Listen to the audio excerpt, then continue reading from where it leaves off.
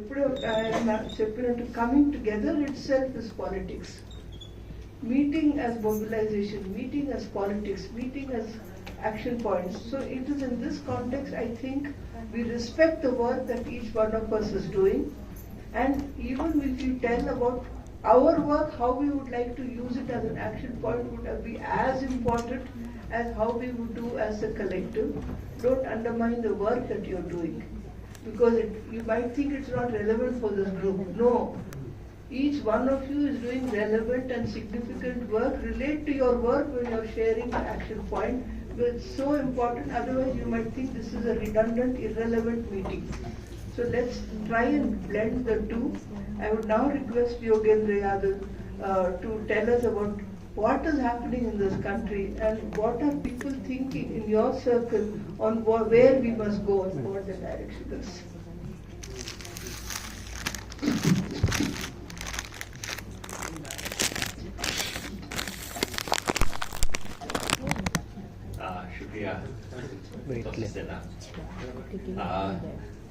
हिंदुस्तानी और इंग्लिश का मिक्सचर चलेगा। ये मेरी खुशनसीबी है कि आज हमारे बीच प्रोफेसर शांता सिन्हा हैं, प्रोफेसर हरगोपाल हैं, प्रोफेसर रेड्डी हैं, जिन लोगों को पढ़ते हुए, जिनसे समझते हुए मेरे जैसे बहुत लोग पढ़े हुए, और हमारे बीच तमाम एक्टिविस्ट हैं, कोडन राम सर हैं, रवि भाई हैं, किरण हैं, सर बैठे हैं, तमाम लोग हैं जिनके साथ काम करते हुए बहुत सालों से हमने सीखा है। और तेलंगाना बहुत ही वाइब्रेंट जगह है इस लिहाज से, पीपल्स मूवमेंट और सोशल सेक्टर के लिहाज से तेलंगाना, हैदराबाद इस देश के बहुत ही ऐसे उन चंद स्पॉट्स में से है जहां बहुत एक्शन है, वाइब्रेंस है, थिंकिंग है। इसलिए एक बहुत अच्छा मौका है लोगों के साथ अपनी बात शेयर करने का, इस उम्मीद में कि वो बात दूर तक जाएगी। शांता जी ने कहा पॉलिटिक्स क्या है, मैं उसी को एक्सटेंड करते हुए कहता हूँ पॉलिटिकल थिंकिंग क्या है।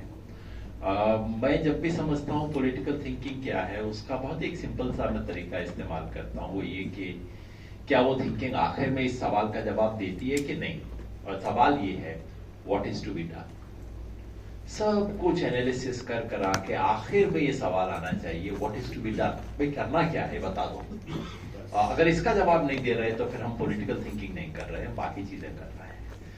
तो मैं कोशिश करूंगा कि इस चीज के एड्रेस करूं। अपनी बात को दो हिस्सों में मैं कहूंगा। पहले थोड़ा सा बैकग्राउंड, खासतौर पे 2024 का जो अभी 24 का इलेक्शन हुआ है, पार्लियामेंट्री इलेक्शन, उसमें क्या हुआ है, उसको कैसे हम समझें इसके बारे में। और उसके बाद 3 स्टेप्स कि हमें करना क्या चाहिए। 3 डिफरेंट एरिना है, उन तीनों एरिना में हमें क्या करना चाहिए। ये इलेक्शन जब शुरू हुआ तो मैं अपनी हर स्पीच में कहता था, हमारे बीच तमाम साथी बैठे हैं भारत जोड़ो अभियान के जो मुझे मीटिंग्स में ले जाते थे, वहां मैं कहता था ये संसद का चुनाव नहीं है, इसे आप संविधान सभा के चुनाव की तरह देखिए। क्योंकि इस इलेक्शन में संविधान स्टेक पे है, दांव पे है।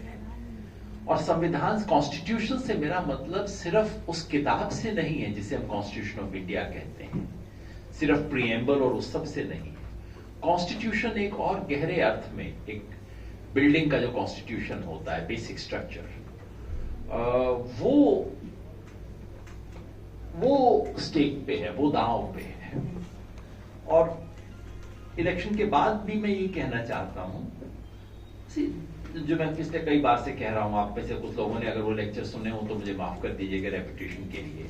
कई बार हिंदुस्तान में पब्लिक लाइफ में होता यही है, बोलते बोलते खुद लगता है कि मैं एक सीडी चला रहा हूं। तो वो मैं नहीं करूंगा, मैं बहुत छोटा सा वर्जन उसका बता देता हूं जो मैं कई बार कह चुका हूं।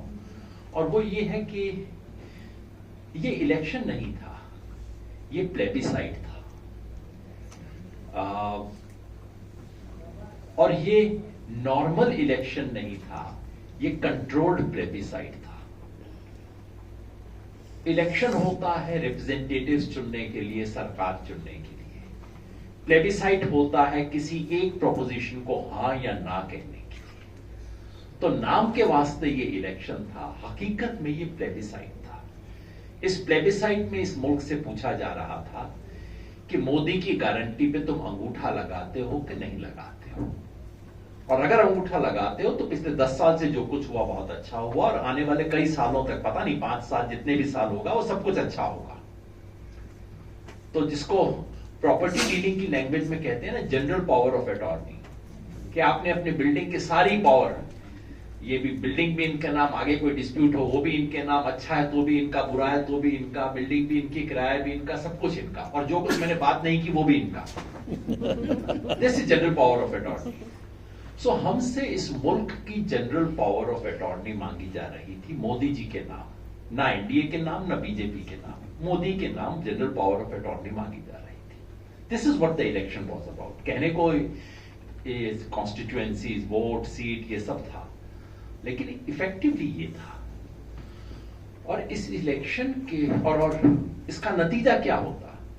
नतीजा ये होता कि ये मुल्क, जो कि पिछले 10 साल से कॉम्पिटिटिव अथॉरिटेरियनिज्म बन चुका था डेमोक्रेसी से, एक अच्छी परफेक्ट डेमोक्रेसी हम कभी भी नहीं थे, एक फ्लॉड डेमोक्रेसी थे हम, लेकिन पिछले 10 साल में from A flawed democracy, from A defective democracy, we had become competitive authoritarianism, which is like what you have in Turkey, कि अथॉरिटेरियन सरकार है, लेकिन इलेक्शंस होते हैं और इलेक्शन में सरकार हार भी सकती है, कभी कभी लोकल इलेक्शंस में हार जाती है, इस्तांबुल में हार जाती है, सब कुछ चलता रहता है। So from flawed democracy we had become competitive authoritarianism already in the last 10 years, and this election was about converting this into electoral autocracy. Electoral autocracy क्या होती है? जो रूस में है, रशिया में, मतलब बिल्कुल एकदम पूरा अथॉरिटेरियन ऑटोक्रेटिक रूल, और बीच बीच में इलेक्शन होते हैं, लेकिन आपको पता है कि इलेक्शन में क्या होना है, वो एक फॉर्मेलिटी होता है। So this is what the significance of this election was. It was a plebiscite where we were being invited to endorse the transition from competitive authoritarianism to electoral autocracy. एक और ट्रांजिशन था। ये मुल्क 10 साल से कोई सेकुलर मुल्क रहा नहीं है। We had become what I have called non-theological majoritarianism. Majoritarian, लेकिन टेक्निकली नॉन थियोलॉजिकल।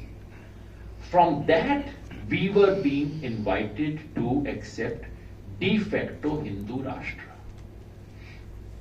ये 2 ट्रांजिशन का था, और हमसे कहा जा रहा था इस कंबाइंड ट्रांजिशन के ऊपर तुम अंगूठा लगा दो।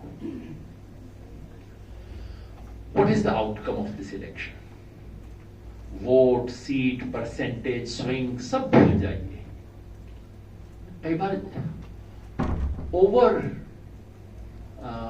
ओवर नुआंसेस होते हैं जिसकी कोई जरूरत नहीं, क्योंकि प्लेबिसाइट का सिर्फ एक ही रिजल्ट होता है, ब्रेक्सिट हो या कोई भी प्लेबिसाइट हो, यस और नो। और सबसे बड़ी बात यह है कि इस इलेक्शन में इस देश ने नो कह दिया। That is the true significance of this outcome. बाकी सब डिटेल है, सरकार अभी भी नहीं की है, मगर ये जो नो हो गया, ये सबसे बड़ी बात है। अभी मैं इस तफसील में नहीं जाऊंगा नो क्यों हुआ। मेरी मोटी थ्योरी है कि इस देश की रूलिंग क्लास ने, बहुत ही अगर पुरानी लैंग्वेज का इस्तेमाल करूं, इस देश की रूलिंग क्लास ने इस देश को पूरी तरह से बिट्रे कर दिया है, पूरी तरह से गद्दारी की है इस मुल्क के साथ, और इस देश के अनपढ़, गरीब, जाहिल लोगों ने इस देश को बचा लिया है। लेकिन वो एक अलग बात है। I will not get into all those analysis, apiology, sociology, सब बाद में कभी कर लेंगे। मैं लिखता ही रहता हूं और लिख दूंगा। लेकिन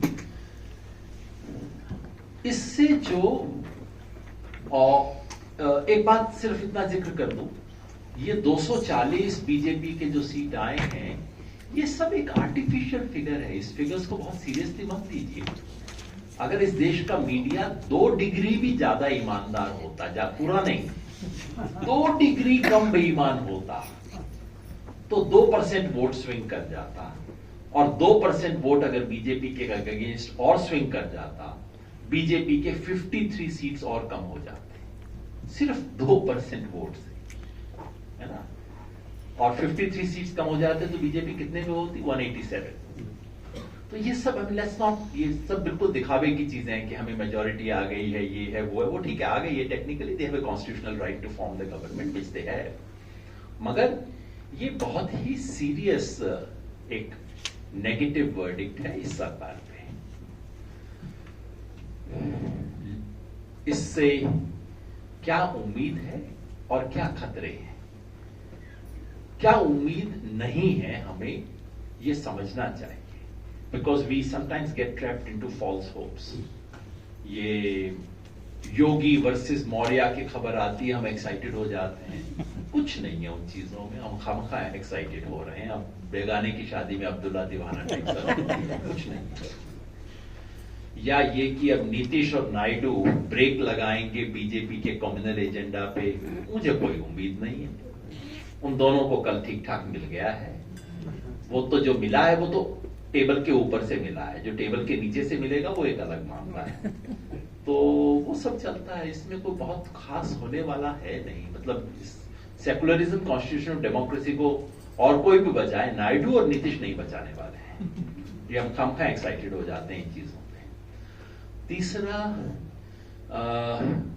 इंस्टीट्यूशंस, ब्यूरोक्रेसी, ये सब बिल्कुल नहीं बदल रही है, पूरी तरह से इनके शिकंजे में है, इनके कब्जे में है। I do not expect any substantial change to have happened, क्योंकि स्टेट पावर को इस्तेमाल करना बीजेपी को आता है, और स्टेट पावर को कैसे बिल्कुल अपने कब्जे में लेके रखना है, और हर बंदे पे फाइल रखना ऊपर से नीचे तक, ये सब पुराने खेल हैं। Nothing of that sort is going to change. If anything, I expect state to become more repressive than before. क्योंकि एक perception of weakness है जिसको उन्हें काउंटर करना है कि नहीं हम उतने ही मजबूत हैं दिखाने के लिए, so they may actually get more repressive than before. तो उम्मीद किस में है? उम्मीद 3 चीजों में है। पहली उम्मीद इसमें है कि ऑपोजिशन में कुछ वॉइस आ गया है ऑपोजिशन के पास। 6 महीना पहले इनके 140 एमपीज को पार्लियामेंट से निकाल दिया था, उनमें जुबान नहीं थी, बोल नहीं सके कायदे से। अब कम से कम बोल तो रहे हैं, पार्लियामेंट में बोल रहे हैं, पार्लियामेंट के बाहर बोल रहे हैं। सो ये है एक उम्मीद। हालांकि बहुत ज्यादा मुझे उम्मीद नहीं है ऑपोजिशन से, लेकिन ऑपोजिशन की जुबान आ गई, बोल रहे हैं। पार्लियामेंट में खड़ा होकर कोई तो कह रहा है कि हिंदुइज्म का ठेका नहीं है तुम लोगों का। I wanted to hear it for last 10 years। किसी ने तो बोला पार्लियामेंट में इन चीजों को। So that's one. More importantly, और हम लोगों के लिए ज्यादा इंपॉर्टेंट जो बात है वो ये है, popular protest, street protest, popular resistance, ये मजबूत होगा। In the last 5-6 years we saw only 2 or 3 major instances of taking on the central government. There was NTCA protest, there was farmers protest, और एक मायने में आप कह सकते हैं उससे 19 से जस्ट पहले जो हुआ था, SC/ST एट्रोसिटीज के अगेंस्ट बिल को डाइल्यूट करने में जो प्रोटेस्ट हुआ था अप्रैल में, वो 2018 अप्रैल में ना। तो these are the 3 nationwide protests that you can think of, जहां someone had taken on the central government and with some degree of success. I expect that to multiply now, because politics is a game of perception. Politics is exactly like stock market. It's driven by perceptions. कि आपका stock ऊपर जा रहा है company की, company नीचे आ रही है, and it's all about rumors and perceptions. इस वक्त कंपनी नीचे जा रही है, सबको दिख रहा है कि कंपनी डाउन है, और उसका स्टॉक गिरेगा, और स्टॉक गिरते ही जो बाकी सबको ताकत आ जाती है कि हाँ इनका मुकाबला तो कर सकते हैं, देखी जाएगी। That is what gives me maximum hope. And final third hope, which I personally derived, Hargopal sir बैठे, I keep speaking to him, I keep sharing my feelings, and I must confess there was a point I was very despondent in the month of March, etc.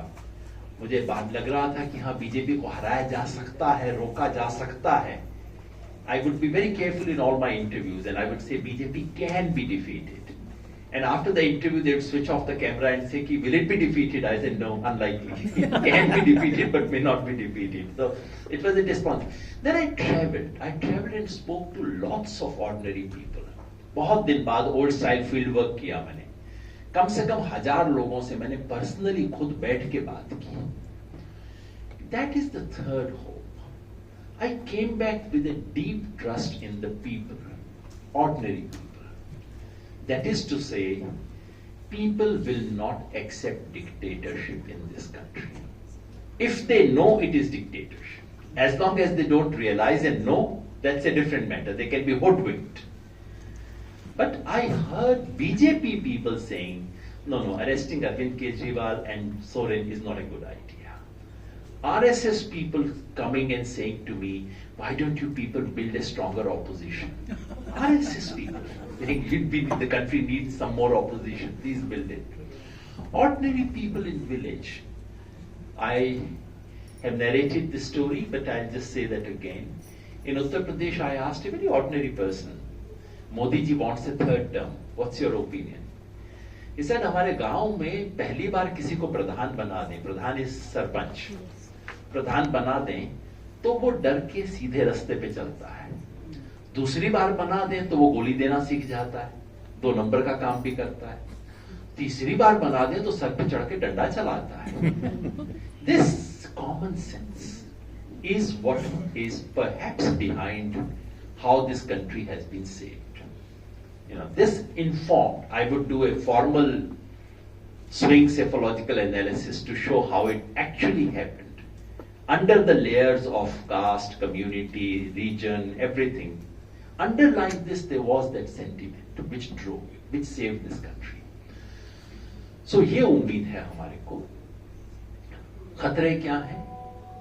पहला तो आप तेलंगाना में तो साफ देख सकते हो. There are new areas where BJP is entering.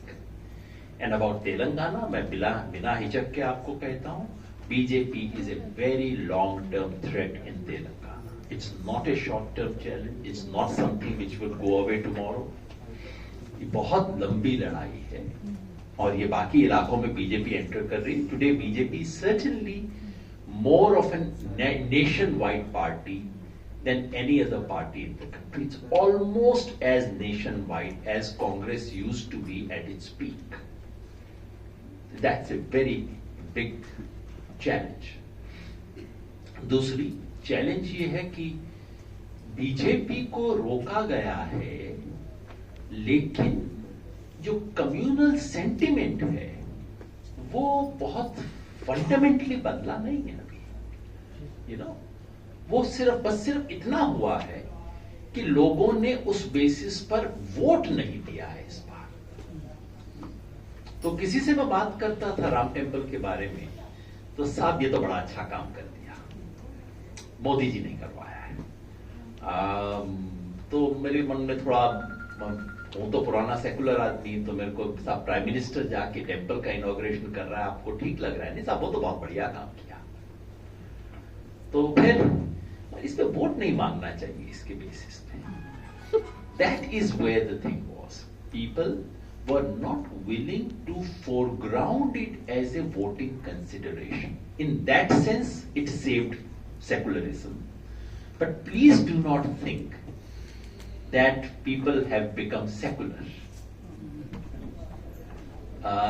बहुत लंबी लड़ाई बाकी है. अभी भी ये सारा सेंटिमेंट जो है ये है. और तीसरा चैलेंज ये है ही कि अभी भी BJP is a political force that thinks, that strategizes, that has a huge army at its disposal. इनके पास स्टेट पावर है, अनलिमिटेड पैसा है, अभी भी मीडिया है. थोड़ा सा न्यूज़पेपर्स हल्का सा यूं झुके हुए थे तो बस इतना हो गए हैं, कम झुके हुए हैं. टीवी मीडिया तो अभी भी बिल्कुल दंडवत पड़ा होगा, एटलीस्ट हिंदी में तो ये है साहब, अभी भी बिल्कुल चरणों में पड़ा हुआ है. टेलीविजन मीडिया कोई चेंज नहीं हुआ है. तो इनके पास मीडिया भी है और इनके पास स्ट्रेटेजी है, थिंकिंग है. बीजेपी अभी सोच रही है कि यूपी के 10 बाई इलेक्शंस को कैसे रिकवर किया जाए। ऑपोजिशन और बीजेपी में आज भी वो फर्क है जो कि आज से 10 साल पहले ऑस्ट्रेलिया की क्रिकेट टीम और इंडिया की क्रिकेट टीम में होता था। ऑस्ट्रेलियन क्रिकेट टीम के पास कोच था, स्ट्रेटेजी थी। ऑस्ट्रेलियन क्रिकेट टीम डिसाइड कर सकती थी कि नहीं, अब इसे ओपन नहीं करवाना, इसको 4 डाउन भेजना है, क्योंकि स्ट्रेटेजी में फिट करता है। इंडिया की टीम के पास ब्रिलियंट प्लेयर हुआ करते थे, लेकिन हर कोई अपनी सेंचुरी बनाने पे फोकस करता था। वो जो फर्क है वो आज भी बीजेपी और बाकी ऑपोजिशन में आज भी वो फर्क है। So that is an really we must acknowledge, कम से कम इस कमरे में जब हम आराम से बात कर रहे हैं, कि ऑपोजिशन पार्टी नहीं जीती है, it's people who have von. This election was fought not so much by opposition parties but by the people. That is really what has happened. Okay. Now, so what is to be done? So part 1 मेरा पूरा हो गया analysis का, मगर सारी चीज से निकलना चाहिए कि करना क्या है भाई। अब ये बहुत बड़ा मोमेंट है हमारे देश की हिस्ट्री में। मेरा लैंग्वेज उसके लिए ये है कि India's first republic has come to an end. हमारे यहाँ ये लैंग्वेज हम इस्तेमाल नहीं करते, मगर फ्रांस वगैरह में करते हैं। First Republic, second Republic, third Republic France में होते थे ना। उस लैंग्वेज को अगर हम इस्तेमाल करें तो India's first republic that started in 1950 has come to an end in 2019। अब अच्छा लगे बुरा लगे, लेकिन वो खत्म हो गया है। बीजेपी ने तय कर रखा था सेकंड रिपब्लिक क्या होगा, वो ब्रेक लग गया, उस पे ब्रेक लग गया, लेकिन रिवर्स नहीं हुई है अभी गाड़ी। सेकेंड रिपब्लिक कैसा होगा अभी हमें किसी को पता नहीं है। So we are in a no man's land. First खत्म हो गया है, सेकेंड शुरू नहीं हुआ है। और जब भी हिस्ट्री में ऐसे मोमेंट्स होते हैं, फॉर एग्जाम्पल पार्टीशन के वक्त, जब भी ऐसे क्रिटिकल मोमेंट्स होते हैं हिस्ट्री में, उनमें छोटा सा एक्शन भी बहुत ज्यादा इंपैक्टफुल होता है। ये जैसे कोई ग्राफ आप करते हैं ना, बनाते हैं, उस ग्राफ में शुरू में लाइन लगाते वक्त पहले 2-3 इंच आप क्या ड्रॉ करते हैं, उससे फर्क। आप यूं बना दीजिए तो इधर पहुंचेगा, हल्का सा यूं कर दीजिए तो ग्राफ इधर पहुंचेगा। हम उस मोमेंट पे हैं हिस्ट्री में जहां हमारे एक्शन जो है हिंदुस्तान के सेकेंड रिपब्लिक की शेप क्या होगी वो बनाएंगे। And that's why I think it's absolutely critical for us to focus for the next 2 or 3 years, 3, 4 years, 5 years maybe, to shape, to intervene. जितनी हमारी ताकत है उस ताकत को बढ़ा के उससे इंटरवीन करना हमारा सबसे बड़ा फर्ज है इस वक्त। और इसलिए जो कि मैंने सुबह कहा था, because I see a historic opportunity. Opportunity आज सिर्फ ये नहीं है कि हम डेमोक्रेसी, सेकुलरिज्म और कॉन्स्टिट्यूशन को बचा लेंगे। We have been fighting a defensive battle, but in my assessment, and I am subject to correction by senior people who are sitting here, in my assessment today we have a sudden historic window has opened up after this election. We don't know how long that window will remain open. We have a historic window for a sudden radical turn to our politics, radical on economic and social issues. ये आमतौर पे होता नहीं है। पिछले 10 साल से मैं कह रहा था कि हम वो सब बातें करते रहते हैं, लेकिन अभी कोई ऑप्शन नहीं है। ये क्लास एजेंडा, ये सब एजेंडा को फिलहाल पोस्टपोन कर दीजिए, अभी कुछ नहीं होगा। अभी तो सिर्फ एक सिंगल माइंडेड डेमोक्रेसी बचाने की बैटल हम लड़ सकते हैं, इससे फालतू कुछ नहीं कर सकते। But right now we have not only a possibility, there is a possibility that the battle for saving democracy, constitution and secularism can be combined with the battle for a pro-people, radical politics on caste, class and gender lines. Not only is there a possibility, but I would go one step further and I would argue it is only when you take this social struggle forward that you can win the battle for constitution and secularism and democracy. अब that's a strong claim. मेरे ख्याल से जब तक हम ये एक radical मैं शब्द कह रहा हूं, पुराने जमाने में इसको लेफ्ट बोला जाता था, लेफ्ट। कभी कभार अचानक main stream politics left turn ले सकती है। आपको सिर्फ एग्जांपल देने के लिए, मैं नहीं समझता कि इस बार वैसा है, लेकिन सिर्फ आपको एग्जांपल देने के लिए, 1969 में अचानक इंदिरा गांधी ने कांग्रेस के इंटरनल फैक्शनल बैटल्स के बीच में अचानक she took A left position. अब इसको भूल जाइए, सही थी, गलत थी, सिनिकल था, मेंट था, इससे कोई फर्क नहीं पड़ता। हिस्टोरिकल एक्टर्स के मोटिव क्या हो, इससे बहुत कम फर्क पड़ता है। She took A left, brought CPI with her, suddenly changed political configurations, and the rest is history. She changed everything because she understood वो जो पॉलिटिक्स की वो होती है बिल्कुल मोमेंटरी फ्लक्स में आप क्या कर सकते हैं। कई बार बहुत ज्यादा पॉसिबिलिटी पॉलिटिक्स में होती है जिसको हम कई बार बाद में समझ नहीं पाते। इंदिरा गांधी ये समझ सकती थी। वैसा ही कुछ एक मोमेंट इस वक्त है, क्योंकि एक राइट विंग में जितना झुका दिया गया है इसको, उसकी वजह से जैसे ओबामा के आने के बाद अचानक ट्रंप के लिए रास्ता खुल गया था। Obama made Trump possible. Similarly Modi has now prepared sufficient ground in the country for a sudden left turn if someone has political courage, political foresight, and if all of us put together put the sufficient pressure on this. इसमें हमें काम करना है. I don't know whether my reading is correct or not, but if it is even half correct, then what is to be done is absolutely clear. 3 things we need to do. Number 1, electoral front पे अभी हमारा काम पूरा नहीं हुआ है। BJP की defeat को एक कॉन्टिन्यूअस स्ट्रीक ऑफ डिफीट में बदलना होगा। Modi will put every possible effort to ensure कि बस एक इलेक्शन पता नहीं कैसे थोड़ा सेटबैक हो गया था, उसके बाद सब ठीक हो गया। So these 3 assembly elections that are coming, BJP will put every possible thing, fair and foul, to somehow in 3 में से 2 तो बीजेपी जीतने की पूरी कोशिश करेगी।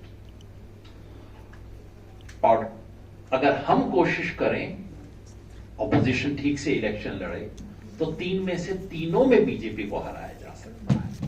महाराष्ट्र में तो जीता हुए बैठा है ऑपोजिशन। हरियाणा में, चूंकि मैं हरियाणा से हूं, मैं आपको बता सकता हूं, हरियाणा में इस वक्त कांग्रेस को सिर्फ एक ही चीज हरा सकती है, और वो है कांग्रेस पार्टी। इस वक्त बीजेपी नहीं हरा सकती हरियाणा में कांग्रेस को इस वक्त। झारखंड में इट्स फेयरली टफ, लेकिन इट्स नॉट इम्पॉसिबल। सो पहला टास्क हम सबका ये होगा कि बीजेपी की डिफीट को कंटिन्यू रखा जाए, क्योंकि स्टॉक मार्केट में ये जो परसेप्शन है कि भाई डाउन जा रहा है ये स्टॉक, तो ये परसेप्शन कंटिन्यू करना बेहद जरूरी है।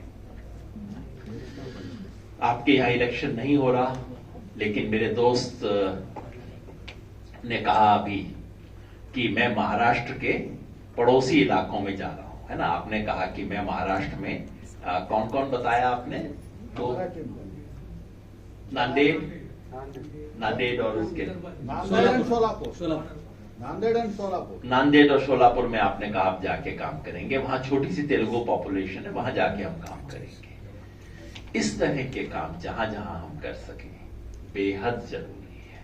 दैट्स तो अभी भी आने वाले कुछ वक्त तक ऑपोजिशन को सपोर्ट करना, जहां जहां इंडिया कोalition लड़ रहा है उसे स्ट्रेंथन करना, उनकी मदद करना, जरूरत हो तो कई बार नाक बंद करके भी मदद करना, अभी भी करना पड़ेगा, जैसा हमने इस बार भी कई जगह भी किया है।